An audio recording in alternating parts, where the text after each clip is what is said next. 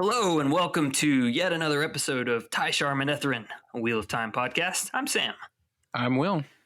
And we're happy to be back today, giving a little show update. Things have happened. We thought we'd let you guys know. This is a show where we're discussing the TV show, so everything's sort of fair game. Spoilers are all on the table. So if any of y'all out there have not finished the book series and really want to avoid any spoilers, tune out now and we'll catch back up with you. Yeah, next time. Yeah, and on that note, on the next time note, it's kind of crazy. We've been doing this for over a year. That time's fun when you're having flies. Yeah. I think you made that joke when I pointed it out to you back in June. Fair enough. But I'm keeping it. I like it. I'm all about it, But yeah, so, on that note, we wanted to kind of let everyone know both Will and I are kind of in kind of a crazy times of life right now. A lot going on outside of the world of Wheel of Time. If you can believe it, there is a world outside of the Wheel of Time. There are many worlds. This is one of them. We are still loving this podcast. I am. I definitely could say absolutely, it's a good time, but it is time consuming. So this is where we say we might have to take a little step back, just a little break, just for August possibly. We don't know exactly when we'll be back. Probably sometime in September, mid-September. But we appreciate it. Everybody's sort of understanding. We like to get these out, at a regular, timely interval. We just kind of are in a place where we need to kind of take a little bit of time and recalibrate, and then we'll get back to it. Right. We started doing one podcast every other week, and we've been podcasting weekly since last November. And I think we've only taken off 1 week, actually, since then. Crazy. So, need a little break to focus on some work and family stuff for a bit. We will return probably with a show update episode. I'm thinking like maybe the 14th of September or thereabouts, but no promises. We'll see. But we're gonna be back. Like Sam said, I've really enjoyed this. This has been a great escape. But we've also kind of said from the beginning of it that it is a hobby. So we got to be willing to take a step back every once in a while. So we'll be back. In the meantime, we still have this episode. So let's enjoy the moment. Mm-hmm. We do have some official news, not a ton. It's we're kind of in a bit of a dry season with all this COVID-19 business, but we did get some things confirmed. So last month we mentioned, for example, that Darren Clark was rumored to be playing Basil Gill, and I noticed in my notes I put Basil Kill. Basil Kill, and a little typo there. Will, I know how you feel about me correcting your typos, and that one needs to stand. That's a good one. Yeah, just a couple of weeks after we said that they did announce that indeed he would be playing Basil Gill, not to be confused with Basil Kill, his murdery cousin. Mm-hmm. Same with Jennifer K. Preston, who will be playing Mistress Grinwell. That was rumored also, and it is now confirmed. A new bit of info with that, her husband will be played by Pasha Bukhari, who's a London native, but he fits the multiracial look that they're kind of going for. He'll be playing Master Grinwell, but still baffling. Yeah. Is the official announcement that Izuka Hoyle will be playing Dana. Right. Just Dana. Just Dana. Like Medana. Yeah, that is strange. An official announcement. Yeah. One theory that somebody put out on Reddit that I think is kind of interesting. And of course, who knows? She may just be a random person that shows up for an episode that doesn't really matter. Somebody that dies, a red shirt kind of thing. Right, exactly. But one theory that I thought was interesting was the idea that this is a gender-swapped Dane Bornhald. I like that. Actually, I think I would take that one step further and just say it's Dane Bornhald, not gender-swapped, but with the name Dana. And just that explains why he's so angry all the time and just kind of... Yeah. There you go. Everybody's mistaking him for a woman all the time. A boy named Sue. Yeah. Maybe that's it. Yeah, I mean, I do think it's interesting. As I thought about it, I was like, of the characters that you're probably not going to piss people off with gender swapping, that's probably one of the few that you could get away with. I mean, like, there's always going to be people angry no matter what. Oh yeah, Um, yeah. I doubt that there's just like a ton of people who are super passionate about Dane Bornhold. Yeah. Or it could just be Dina, and they just decided Dina is like a weird name to say, or they're just like, Yeah, yeah, that's that's Rafe asserting his creative rights. yeah. I'm changing Maybe. the E to an A. Dang it! There you go. Maybe exactly. Or as we said, it could be a red shirt. Who knows? Yeah, right. We will find out. We have done, I think, all the speculating we possibly can. Wild speculating. Yes. The last bit of official casting news from this past month was that, as we predicted, Daryl McCormack is playing Aram, whatever, the sword-bearing tinker. Mm-hmm. While an actor named Narendra Samra is playing Rayen, the head tinker of the tribe that we meet in Eye of the World, and again later when Perrin returns to the Two Rivers. He's also Aram's grandfather. Then, and this took us both by surprise. Yeah, this is crazy. Sam texted me and he was like, "What the heck?" Yeah. But Maria Doyle Kennedy is playing Isla, Aaron's grandmother, and it seems a little odd. Yeah, such horsepower for such a random minor character. Yeah, in the books, I mean, she's in several scenes, but she's and the scene she has kind of an important role in giving us the tinker reaction to Aaron picking up the sword. Will, one thing I thought about with this is it reminds me of I can't remember. There's a guy from Deadwood who has a cameo in Game of Thrones, a big name. It's a name eluding me at the moment, but it could be like that. Like, okay, you get this big name, you're like, okay, well, I need to find a way to fit her in the schedule, but she doesn't have a lot of time, so let's give this one scene a little bit more punch, maybe. There you go. Something like that. Yeah, and I mean, and that may just be it. Right. We can hope. I would hope that they're not trying to like dial this character up to being like a really central part of the story. It'd be hard to picture how they could really. Right. That was my first reaction. Like, oh, geez, I hope. I mean, like, I'd rather have a really good character actor on a small part than taking a small part and trying to make it into a bigger part. Amen. Yeah. So that's kind of what I'm hoping for this. Although I would have loved to have seen her as Varen, as we were talking about last time. Definitely. Once again, we had speculated a lot, and I was wrong in all my speculations. So this speculation been right in others. Yes. Here, this bit of news is fairly official, though it didn't come from the Watt on Prime account. Rosamund Pike did an interview with New Zealand radio, ostensibly about her Marie Curie thing, right? Yeah, exactly. Radioactive, set to be released sometime soon. I don't know if they're going to do a digital release now or what, but you just sort of figure when these things happen, like, Amazon or Disney or whatever is like, we're just going to kind of sign you for a bundle of things, and while you're at it. Right, exactly. Oh, we're negotiating. Let's make a movie too. Yeah. But in that interview, she says that they have a date for returning in September. She said it's tentative, but they do have a date for returning to work in September. That's all she said about it. All right. So they at least have a tentative schedule. Yeah. Right.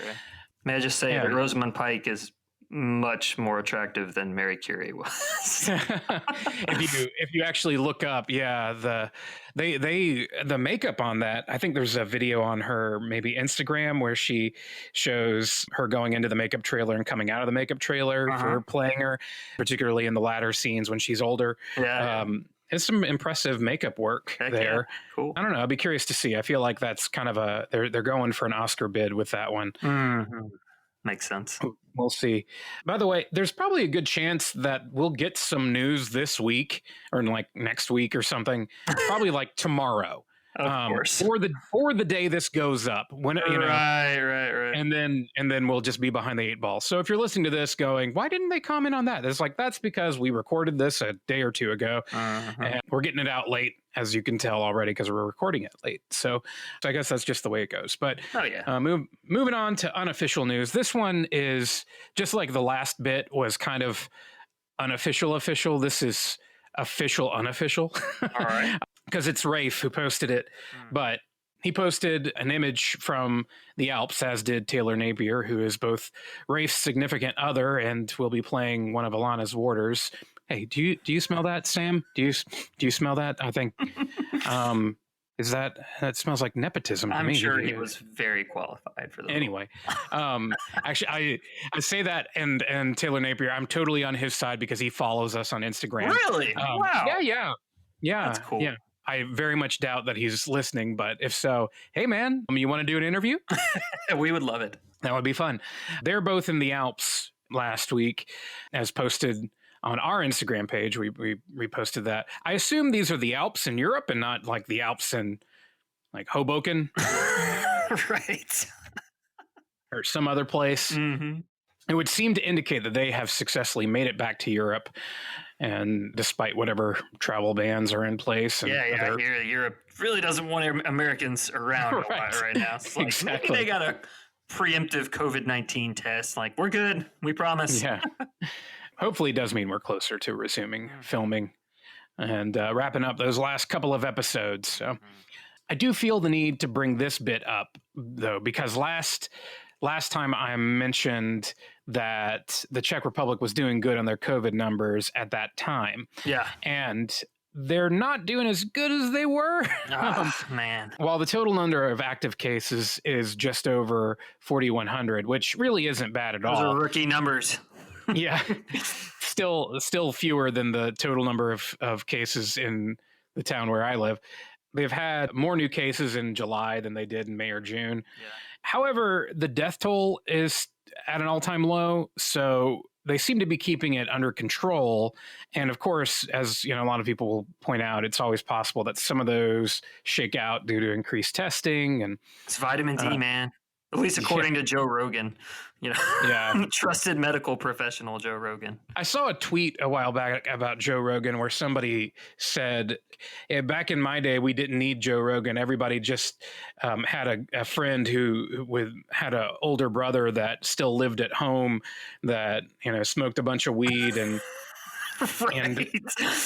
he had a room the bill nicely for that. Yeah. And it had a room with black lights and classic rock posters and told you that Mayans invented cell phones and stuff like that. That sounds accurate. Yeah. That's I've got a good friend of mine who's really into Joe Rogan, and he'll play him every now and then when I'm around. It's entertaining. I mean, I love it, but it's just like I happened to tune into this one episode, and he had this lady on who was talking about how vitamin D is the reason why people don't die of COVID-19. Like, buddy, you're not helping anybody out by saying that. I take vitamin D, and I love it. I definitely take a multivitamin, but the idea that someone is going to stop them, protect themselves from COVID-19 by taking a multivitamin is not good info.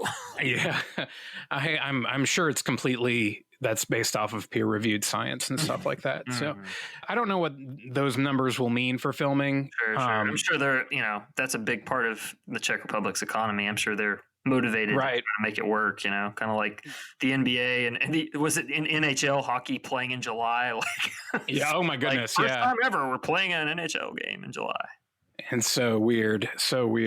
Hopefully they can shoot, but still be safe. All about it. Yeah, we might see some like in canon masks, like try to find a reason, like, hey, it's Mash and Shin, man. We're keeping out Mashadar, whichever one. I don't know. Yeah. Either one, you could probably make an argument for demonic fog, wind, and masks. Yeah, you got to wear it's a mask. Terangriel mask to keep out Mach and Shin. Yeah. Yep. That would be kind of funny if like you could tell. I mean, particularly since we're pretty sure they've finished the first like 5 or 6 episodes, and so if it's like the last 3 episodes, if you just notice like any crowd shots, suddenly you look in there and there's like people with bandanas or whatever tied over their faces. I saw an article the other day talking about there was like one of the Power Rangers, was it the Sentai, Super Sentai, like the Japanese version of the Power Rangers is filming now, and it's like, this is what filming looks like during COVID-19, and it's like, sure enough, in the random extras are wearing masks, and like they just kind of move on from it because I mean, Power Rangers is sort of contemporary, but with but with Power Rangers. So it's like, sure, we can just assume the Power Rangers are continuing to do their thing during the quarantine pandemic. They have their helmet on. They're social distancing except from the planes. I mean, that totally works for me. I'm actually, all about it. yeah. I love the idea that they're still having to fight in the midst of COVID-19. Exactly. So maybe, the Power Rangers are still Rita Repulsa, or whoever the heck the bad guy is now, still right. continuing to operate, probably happy about it being coronavirus because she's awful. Right. If I see Narg the Trolloc wearing a mask, I will be okay with it. As long as Narg is in there. I was watching a Daniel Green video, which if any of you aren't familiar, Daniel Green does fantasy news on YouTube. I saw one of the other podcasters, Wheel of Time podcasters, say that he's the only good-looking Wheel of Time fan. Nice. That's why he's able to do YouTube, video, right? Yeah. Gotcha. Which I think the fellow that does Nameless may have been like, hey, what about me? Because he also does a YouTube channel. But it's like, okay, yeah, I guess so. Sure, man. If that'll help you sleep at night. But whatever. But anyway, Daniel Green on his YouTube channel the other day was kind of, and this may have been a while back, actually, I say it the other day, but I was watching a video the other day in which he was talking about changes he could see being made to the show. And one of the things he mentioned was removing Narg because it's arbitrary. It's the only time a Trolloc talks. It doesn't make much sense. Controversial words. I know. That's like me shooting my mouth off about Joe Rogan, man. We're probably going to get some hate mail about that. Oh, that's true. That's okay. Hey, as I understand it, one of the major staples of our audience is actually the female fans of Wheel of Time, because we're not making a bunch of gross jokes all the time, and so I don't know. Maybe we're not talking to a bunch of Joe Rogan fans. Right. When he said that, I was like, I don't know, man. I mean, like, you gotta make it happen. Like, we all agree it is sort of a weird moment, but it's an iconic right. We gotta have it, man. Gotta have it. Yeah, non-negotiable. Yeah, Narg smart. Come on, man. Yeah.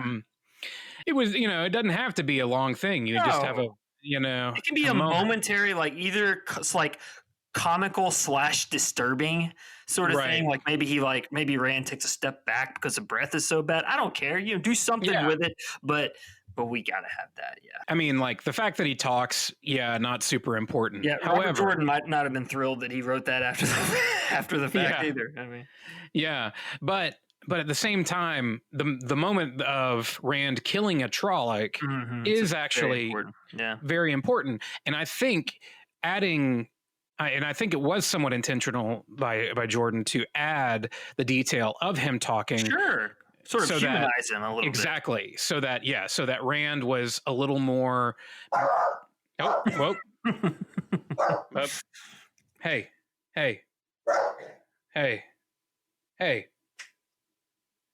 Yeah. Okay. You scared him off. Nope. Hey. I can literally say the word squirrel and my dogs will lose their minds. Literally the word. Okay, I'm going to have to put the blinds down. I'm sorry, buddy. He's like, that's right. That's right. That's what I said. He's going to go. I bet he'll go to the front door and act like he's protecting the front door. Yeah, he is. Yeah. Okay. Definitely. Yeah. Got to keep all that in there. I insist. Okay. Well, okay. Well, we're probably going to have a short episode if I don't leave it in there. The talking Trolloc actually is supposed to be, as you say, it's kind of humanizes the character and gives Rand a bit of a moment to have that conflict of. And cutting it out, like it's not that much content anyway. And if we're already adding things back in, come on. Yeah. Come on, give us Narg. Yeah. And the Daily Trolloc is would be very upset if Narg got. We stand with Narg the Trolloc. All right. Oh, this was one last little fun bit of unofficial news from Instagram. I posted the screenshot to our Instagram if you want to see it. But Peter Franzen, who is playing a yet to be named warder, posted a photo of himself chopping wood with an axe. And Alvaro Morte, who's playing my favorite false dragon, Logain, commented on it saying, "I always find you holding an axe." And Franzen replied, "Luckily, this one isn't that close to your talented head." Oh gosh. So unless they're like going out axe throwing in the evenings, which actually I love that idea. They totally might be. Which have you done it yet? No, I've not. I would love to. I have done it several times now because we got one here. It's a blast, and I've actually discovered I have a little proclivity towards it. It's like, I mean, that's besides the point. I don't need to, explain a brag. I think it's absolutely right on point. Yeah, this is good stuff. I would love to do it. I'm all about it. Oh, I know. I feel like you would kill it too. Like it would be right up your alley. If you're ever in town sometime, Heck yeah. I'll take you axe throwing. Anyway, I'm guessing that this is all referring to a scene wherein Franzen's unnamed warder threatens a probably shielded Logain with an axe. Indeed. I look forward to watching that scene. Yeah. Whatever it is. Not too much to mine out of it, other than it might be a little hint at one of the scenes added to flesh out Logain's story. Yeah.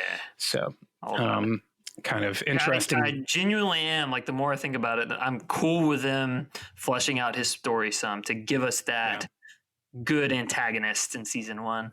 Yeah, or the idea of a good, give us that foil, really. Yeah, foil and kind of an antagonist, and also kind of, you get your redemptive a little bit arc a little bit more that way. Right. And I kind of think of it, this is a lame comparison, but so many people's favorite character in Dragon Ball Z was Vegeta. And right. Got that. And it's because he was arc. Yeah, he was the bad guy, and he never really like changed his like attitude. He just, he's with the good guys. He married a good guy, a good lady, Bulma, and like, but he still is Vegeta, and he's still the Saiyan Prince, and just exactly cocky and all that.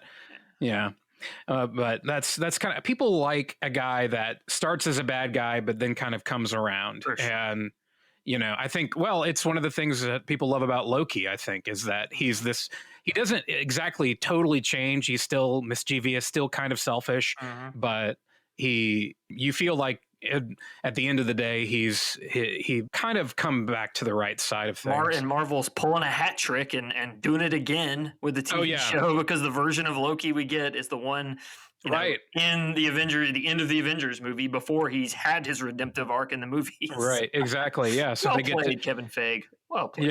Yeah, very good. You get to do it all over again. Not much in the mailbag this month. I do want to say thanks to Instagram user Timtastic92, who commented that he just discovered the podcast and I love the vibe I get from y'all. Keep it up. Hey, heck yeah. Want to say thank you. We do intend to keep it up. We do. But after a brief break. Right. Yeah. We will get back to keeping it up. We also had a post on our Facebook page from Facebook user Nathan Shetley. He said he finished our Fires of Heaven set, and he loved the line, "Lanfear rearranged her vision board and decided to kill Rand." Thanks, Nathan. We appreciate you listening, please. Also from Instagram user, I'm going to say Signy Stewardess. She says, "Thank you so much for all the work you put into the podcast. Super helpful for a first-time reader who's just incapable of keeping track of all the characters, especially the hordes of Aes Sedai. Thanks for keeping the humor classy and funny. As a woman who loves fantasy, it is a great time to find a podcast that makes me feel welcome." And we are so glad that you feel welcome, everybody to feel welcome to our podcast. So we're especially glad that, I think I said earlier, we're seeing a lot of feedback from female fans saying that they appreciate our podcast. And so thank you very much for listening. I also want to say thanks to the handful of you guys who bought the TSM mask to support the Equal Justice Initiative. It wasn't exactly a roaring success, but we did sell 10 masks and got a few people to donate some extra money to EJI, and which you can still do, by the way, Awesome. if anytime, if you want to. It's much better than nothing. We appreciate you guys taking advantage of that. Last month on our Twitter and Facebook and Instagram, we asked the question of our listeners, should we go back and redo Eye of the World, since we didn't really do much with it the first time? Right. Or should we just head on into the slog? And you guys overwhelmingly said to slog forth. I love it. Love We it. did have a few more people comment that they would like to hear us go back and redo the first couple of books, but mostly people want us to do the slog. So Sam, what do you think we should do? I am really excited about the slog. I don't know why. I think there is value in redoing those early ones, especially before the show comes out. Having said that, we do have a while till the show comes out. Mm-hmm. I don't know. I wouldn't mind diving into the slog. Right. I will say there was never any danger of us not doing the slog. I think. Of course, yeah. Yeah, I think some people were like, "Oh, you can't leave out the slog," and I don't know. We weren't saying we were. No, we were gonna, detour. Yeah. So here's what I propose: we go ahead with Crown of Swords after we return. Okay. And that could probably get us through maybe November. Yeah, definitely. And then maybe after that we go back to Eye of the World. Sure. And then we do Path of Daggers, which I contend might be the sloggiest book of the slog. Yeah, that's a fair. That or Winter's Heart, man. I don't know. At least Winter's Heart has Winter's Heart ends with something happening. Correctly. Yeah. Is that when he gets Fael back? I think the Winter's Heart ends with the cleansing of Sidene, if I remember correctly. Oh. Yeah, that makes sense if Crossroads Twilight would be the next one. Yeah, in the next one, yeah. Yeah, okay, then that makes sense. Yeah. So at least it has a big ending. Then maybe we go back and redo The Great Hunt as well. We did spend a little more time. We did okay at The Great Hunt. I think mostly in The Great Hunt's case it'd be audio quality. I mean, I feel like we did the book justice, really. We'll see how we feel at that point. I wouldn't mind because we didn't go into the detail that we're going into now. True. And so I don't know, just because it seems pretty likely that season 1 is going to cover at least some of The Great Hunt. Also, it might be kind of fun to go back through it one more time, but I'm up for whatever. But for the time being, we are gonna head into the first book of the slog, Crown of Swords, which I think some people don't even think is in the slog. I think it is. I think we were edging into the slog. Aside from Dumai's well, there were definitely moments of slogginess in Lord of Chaos. So you and I have talked a little bit about this, plans for how we're going to handle the slog, maybe just a little differently. We're going to be doing as we have been doing the past several books, where we provide a fairly, somewhat detailed summary for people who want to be reminded of the books, because folks have commented how they appreciate that, and that's kind of helpful as we're heading into the TV show. I will try to minimize it, but I guarantee you I will gripe about things being sloggy. Yes. It'll probably get old, so I'll try to be aware of that and not, but there's just no avoiding it. So, but one of the things that I know we have talked about is wanting to provide kind of an extra service. And that is, if you're like me, you probably have some friends who are reading the books or trying to get into the books right now. Yeah. And so 15 books can feel pretty intimidating. Plus, if you're honest with them about it, you're going to say, and hey, by the way, there are these 4 books that are kind of, you hit in the latter half, that kind of a slump. Yeah, unfortunately, I have friends that literally stopped in the middle of the slog. And it's like, man, I understand why you did, but if you could have powered through, you so much goodness. Right. And so we're going to try to help with that. So we're going to be recapping those books, but also doing it in such a way that maybe, and I know this is going to be sacrilegious to some people that are just like super diehard fans, but whatever. We know some of the slog is pretty rough. Drawn out, really. We're going to be recapping, but also recommending what chapters you can read and what chapters you can get away with skimming. And so if a person chose to, they could listen to our summary. And then maybe when we say, hey, like, here's a chapter that you're definitely going to want to read. Yeah, they could, good stuff. And this is a chapter that can be summed up in a paragraph, and we will do so. Yeah. Maybe then, go read the wiki summary just in case. Yeah, exactly. And so that way, if you have a friend who is, enjoying the books, but maybe, they're just kind of trying to get through their first read through, we could kind of provide that as a service. Hey, we understand a lot of folks really are diehard fans and want to read everything. And maybe after they listen, they might go back and all the way through the slog. But if you're just trying to kind of get them to the other side so they can enjoy that climax at the end, we're going to try to help out with that. I think it's a great idea. That'd be fun. So we'll be starting that with the Crown of Swords probably sometime in September. All right. Well, everybody, thank you for joining us. We love you guys. You're awesome. As usual, if you visit our website, you'll find a contact form. Fill it out if you have any questions, critiques. If you want to yell at me for bashing on Joe Rogan, I would love to hear it. We'll bring it up in the future episode. If you have opinions on pronunciation. Yes. We always want to hear those. I'm trying to do better. Listening to the audiobooks helps, although not always. Yeah, the audiobooks can go back and forth. They can. And having read these in high school and had all kinds of arcane pronunciations in my head for every character just about other than Rand, it has been an uphill battle for sure. Wherever you get your podcast, please go give us a review, rating. Always helpful. Get the word out. As a reminder, final note, we are going to take a little time off, but we will see you guys sometime in September. So until next time, Tai'Shar Manethrin.